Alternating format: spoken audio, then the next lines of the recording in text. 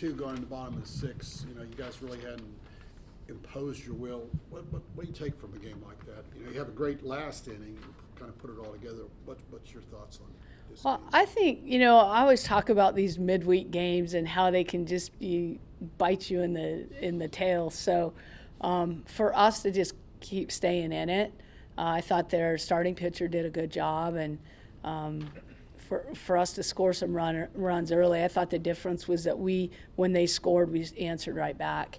And so we kept ourselves out of a nerve-wracking situation and then continued to get quality at-bats as we moved along. I thought we were able to do a good job stealing bases, and those turned into runs. And sometimes you steal and they don't turn into runs, but today it kind of felt like every time we did, we ended up scoring on it. So I was pleased to see that. I think our base running continues to get better, our reads and reacting. I guess maybe this is a little bit of a question looking forward to, but it looks like maybe you altered your lineup a little bit. So it looks like maybe you're hitting a little bit more throughout your lineup because you put Woolley at the bottom, sticks like a second leadoff hitter. Just your thoughts on putting Lee up front. What yeah, we were at Georgia, and Coco Woolley is a kid that thinks she's supposed to get on every single time. Like, she gives herself no slack. And sometimes she puts a little too much pressure on herself. So I thought, let's put her down in the 9 and let's let her get a feel for the game, get out there and play some defense and relax. And, you got Haley Lee, who, as a leadoff, shoot, she's getting on well over half of the time, 50% of the time. So it just felt like the right thing to do, and it's really paid off. And once you get through that first round of ABs, it feels like she's leading off and Haley leads in the 2. So, sometimes you just make a decision, it works, and sometimes it doesn't. But I think it's really settled Coco down. Any more questions about this game? Yeah, Torres started off scoring today. Just talk a little bit about her role and what you've seen from her. Yeah, the thing about Torres is she's a versatile player who can play first for us. She can play second. She can play short. And so, she's just been trying to break into the lineup. And then we've had some injuries and we've had some illnesses, and it's given her opportunities. And you're always talking about making the most of those opportunities. And now these last couple of games, she's been able to get herself a couple of hits, RBI today, and lays down a bunt. So it's just a matter of her getting comfortable and not making one at-bat too big. And I can see her, like her last AB, barrels a ball up right to somebody, but it's nice to see her start to relax a little more and be comfortable playing the game.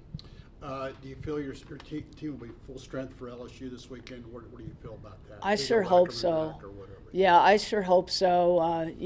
Really want to get Macy Allen back in our lineup and get her behind the plate, and Shea Ackerman, get her.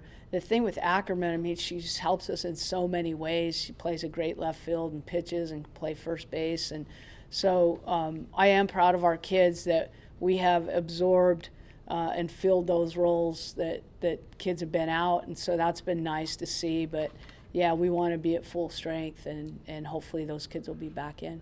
Joe, LSU's a little bit like you. They're down in the standings, and this will be the halfway point once you play this series. And haven't seen all their games, but they kind of like you a little bit. They seem sometimes they just can't score enough in a slugfest. They lose a low-scoring game.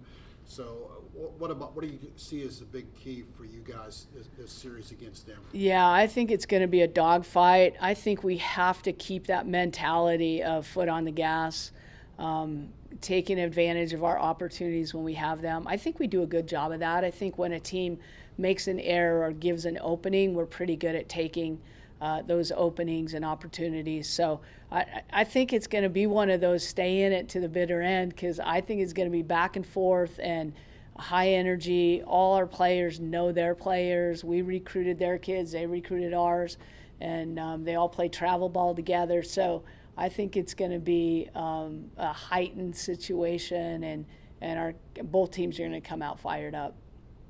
Being able to just have this homestand with non-conference play and then jump back into SEC play, how does that help with just the comfortability level of the players to just be used to being at home again and getting to open with LSU?